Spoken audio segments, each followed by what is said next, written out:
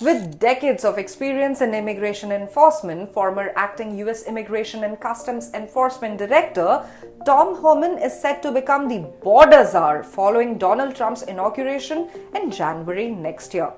Known for his tough stance on immigration, Homan's leadership at the border is anticipated to bring significant changes aligned with Trump's flagship campaign promise of cutting down on illegal immigration.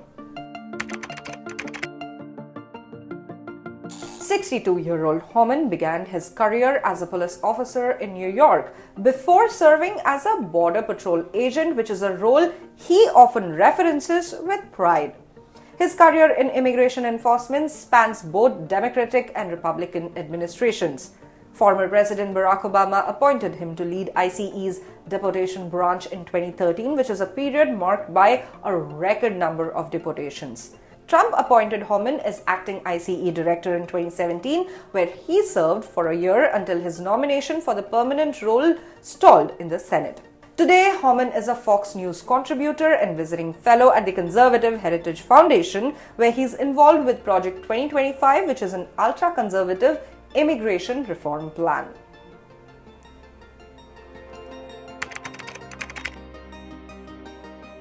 Homan has indicated that he would target non-criminal immigrants living in the US illegally after prioritizing threats to public safety and national security.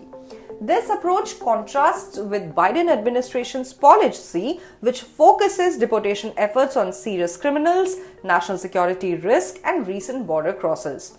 Homan has stated that immigration at the US border is the biggest national security vulnerability that the nation has seen since 9/11, calling for stricter measures to address it.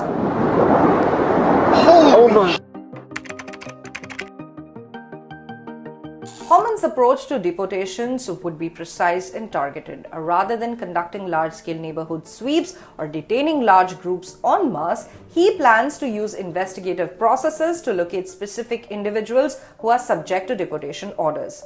In an interview with CBS's 60 Minutes, Homan clarified that his strategy wouldn't involve building concentration camps or mass sweeps, dismissing such notions as ridiculous. In the Trump administration, Homan was one of the 3 officials who signed the memo behind the zero-tolerance policy that led to thousands of child-parent separations at the border. While Homan did not create the policy, he has defended his role, saying he signed it hoping to save lives.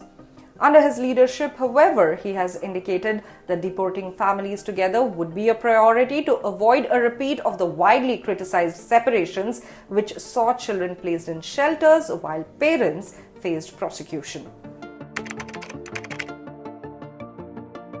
Homan also plans to revive workplace immigration arrests that were discontinued under the Biden administration in 2021.